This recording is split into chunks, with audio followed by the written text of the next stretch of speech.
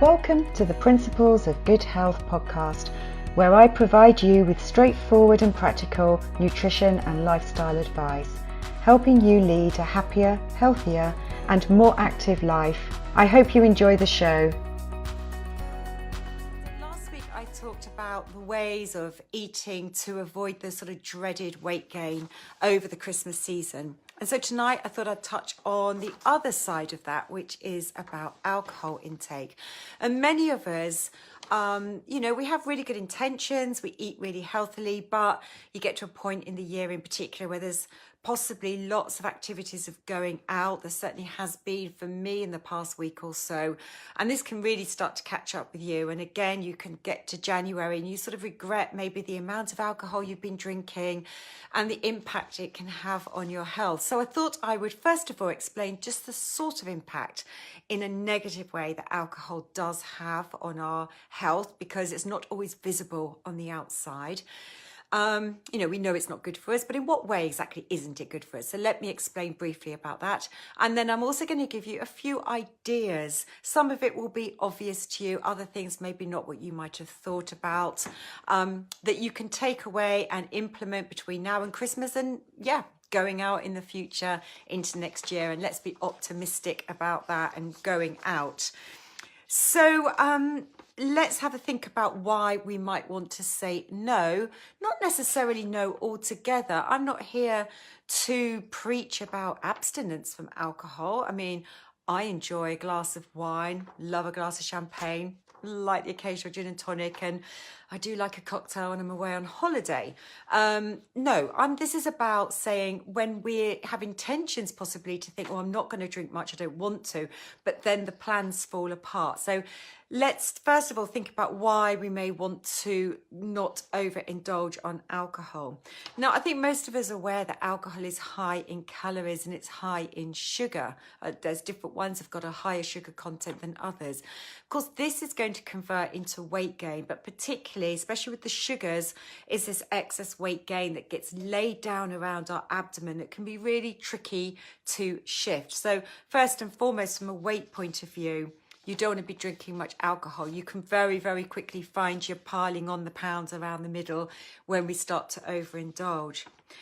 But something you may not be aware of is that alcohol creates a stress response when we drink it. So it triggers the adrenal glands to release adrenaline and cortisol. And cortisol in excess is pro-inflammatory to the body. But when it creates this stress response and triggers cortisol, this in turn also creates this release of sugar into the bloodstream and creates this yo-yo imbalance in blood sugar levels.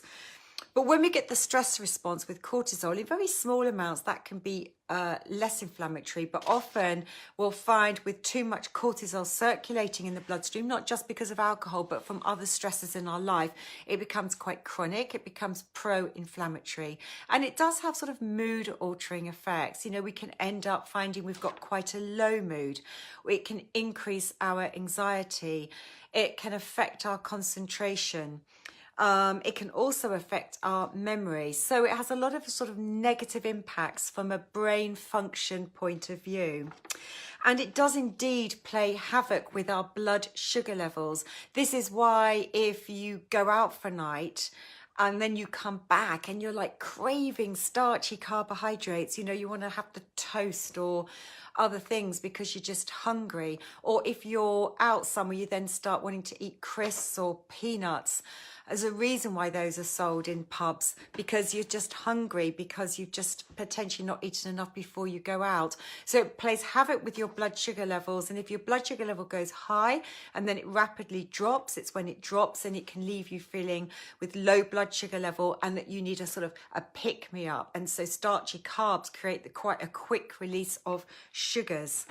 It does, of course, always have an impact. It can make us feel quite sort of shaky because of this dip in blood sugar level. And it certainly affects our sleep. Now, for some people, if they don't drink too much, and certainly for others, if they drink a lot, but not for many people, it can create and induce a sense of sleepiness and drowsiness. Some people, they just keel over and they're just sleeping. But really, for most people, what happens is where they have too much alcohol or just a little bit too much for you. It's not an absolute limit. It's too much for you, going over the edge a little bit, one too many, is that it really impairs good quality sleep. You may find you're waking in the night. It can lead to dehydration that certainly makes you wake in the night, but it can sort of really disturb having a good quality sleep, and you can wake up the next day feeling really quite lousy and just feeling rubbish the next day. Sleep is disturbed and it's quite light. Now, it can also have a very inflammatory effect on the gut intestinal barrier. You know, this important environment, when it's healthy, it creates a very beneficial home for our good bacteria that we need to support to thrive and grow. We need to nourish them. But this intestinal barrier can very easily be damaged, and alcohol is very inflammatory to this very delicate gut mucosal intestinal barrier. So it's really not good for the gut and for the growth of beneficial bacteria. And you know, it does put an additional burden on our liver. Now, you know, the liver is the place where we detoxify our compounds, our toxins in the body, and deal with the waste products. So, you know, it's what the liver is designed to do, but it also has to perform so many other functions. I've spoken before about the role of the liver with metabolizing hormones, and through the menopause, how important it is to take care of the liver. And I think this is why for some people, just having one alcoholic drink can make their menopausal symptoms so much worse the next day or for a few days afterwards. So when we're having alcoholic drinks, this puts this additional burden because the liver has to detoxify all these chemicals to get them out of the body. Other things can be poor sleep, it can poor skin. It can really affect the pallor of your skin. It can look quite grey and not great at all.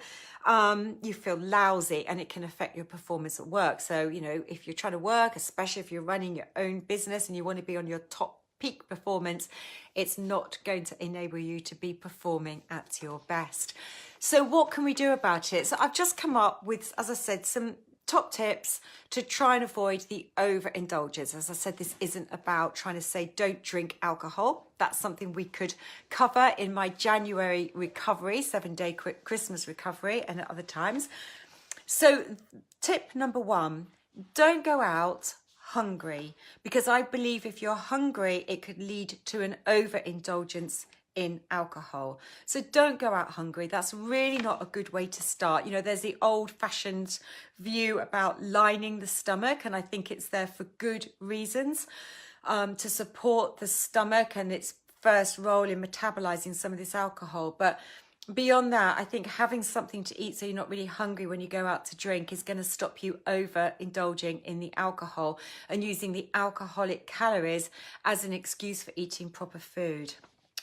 But in terms of going out, you really want to make sure that what you do eat is a balanced snack. So I go on and talk a lot about keeping our blood sugar levels balanced. But where I've just talked about the impact that alcohol has on imbalancing our blood sugar levels, if we go out and we've eaten something that's just quite starchy, like say a bag of crisps, for example, if you go out and that's all you've had before you go out, it can really raise your blood sugar levels. The blood sugar levels come dipping down, you know, and that's not going to make it easy for you to keep resisting drinking more alcoholic drinks. So you want to have a balanced snack that definitely includes some protein. You could have a 2-egg small omelette. You could have some beans on a piece of whole grain toast. You could have a few oat cakes with some hummus, some nut butter, or some pate. So you're getting the protein, you may be getting some good fats, and you're getting a little bit of complex carbohydrates. That's a great way to set you up for a night out. Now, how about setting yourself a goal, and how can you stick to it? So you want to go out and have a really clear idea of your limits, what your plan is for the night ahead. You know, if you're sort of just in this sort of like, I don't really want to drink too much, I've got a busy day tomorrow, but you don't set yourself a clear goal, how are you going to stop? What's going to be the trigger that's going to tell you to say, I've had the limit that I've set myself and I'm not going to have any more. Because before you know it, you get wrapped up in the fun evening and socializing and your drinks being topped up, or, you know, somebody else is going to the bar and getting in another round. It's very difficult to go, no, I've now had my quota that I set myself for the night and I really don't want to have any more. So setting yourself that goal, very, very simple, but have a very clear goal in your mind is one thing that you can do. And something else I really like the sound of, and it's not mine, I didn't come up with this, I found it and I thought, what a great idea. So I'm going to share it with you, that came from a psychiatrist. And that is to, if you've set yourself a goal of, say, having 2 drinks, putting 2 coins in one pocket, and every time you have that drink, you take 1 coin out of that pocket and you move it elsewhere. And so you've got to get the coin out of your pocket. It's almost like buying a drink. You've got to take the coin out of that pocket to get that drink. And then that coin gets moved out of the way. And then you go back into the pocket. Okay, I'm having my second drink. That's that coin gone. Move that out of the way. When you put your hand in your pocket again, there's no coins left. That's your actual reminder, your physical reminder, your mental reminder to say, I have no coins left. I've reached my quota that I set myself. It's a fantastic tool that you can use to then say, no, I set myself a target. Remind yourself why you set yourself your target, and you've taken an action. You can just say no at that point. It just makes you stop and rethink your actions before pursuing and progressing with the evening ahead. Of course, being the designated driver is an easy one to stop you drinking. So, you know, if you really don't want to be drinking at all, you know, just say it's my turn to drive. That's a great thing that you can do. It takes a conscious effort, though, to be in control. So I mentioned about setting a target and using something like those coins. It's quite a good little trick. I like the sound of that. As I said, it's very easy to go with the flow. I stay quite alert. I find, particularly if I'm around friends and the wine glass is being topped up, I'm really, really alert to that happening. Very, very conscious of my glass being topped up. So I stay really, really alert, and I make a very conscious effort to switch up my alcoholic drinks for soft drinks. For me, it's water.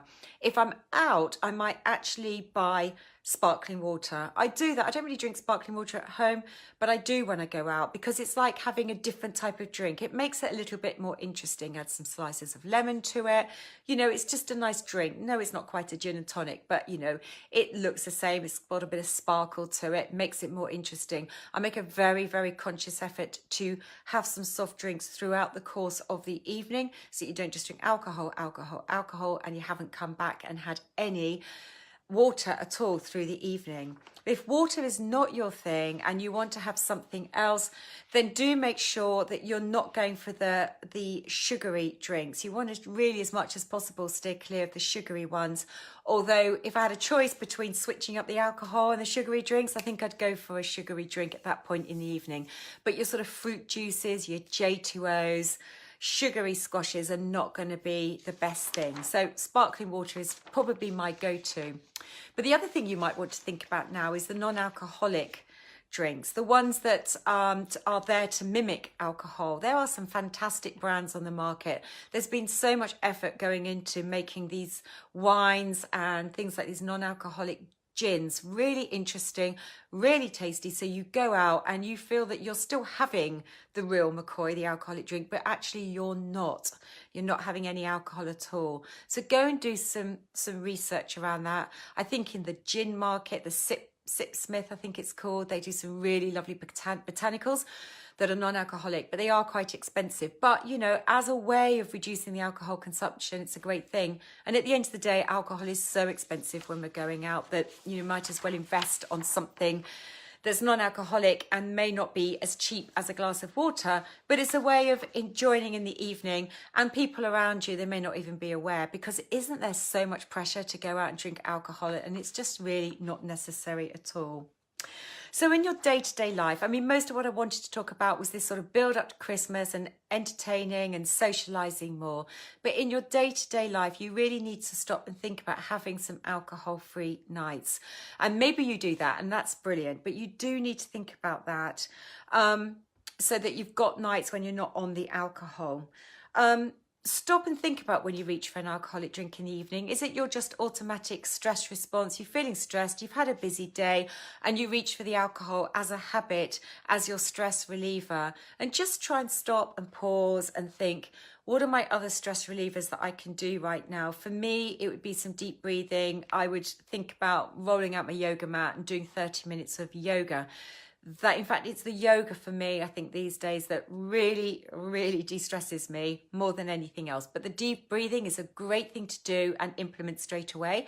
For others, you'll have your own techniques that work well for you. And I've spoken about this on other videos that I've done, which you can find on my YouTube channel, Peyton Principles, Natural Health. But you might find just going for a walk, you might pick up the phone for a friend, you might have a bath, you might play some music. But just stop and pause and try and do one of these other things, because often when we're at home, the alcoholic drink is just the habit as the stress reliever. And a final reminder for you is just a reminder about the government guidelines. Here in the UK, the guidelines are 14 units of alcohol per week maximum for both men and women.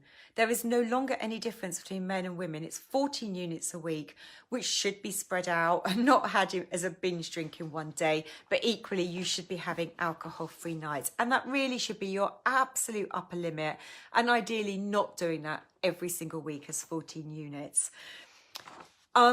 Do we actually know how many units, though, are in the alcohol? There's a great website called drinkaware.co.uk, www.drinkaware.co.uk. Very, very useful to go on there. It gives you some guidance when you put in your male, female, your weight and your drinking habits and how much you think you consume. And that can tell you if you're sort of being healthy or not. Lots of really good advice on there. And it also enables you to see just how much alcohol there is, because I didn't realise that they're now saying that a typical bottle of wine is 10 units. So some people could easily, with a partner, share a bottle of wine in a night. That's 5 units each. That only takes 3 nights of having 3 bottles of wine with a partner, and you've actually exceeded your weekly allowance. And that's before having, I don't know, a gin and tonic or half a lager or something like that. So that's a great website to go and have a look at. So I hope that's been some useful information for you tonight. Thank you for listening. This is Caroline, the creator of the Peyton Principles Natural Health podcast series. If you've enjoyed today's podcast, please click like and subscribe to the entire podcast series.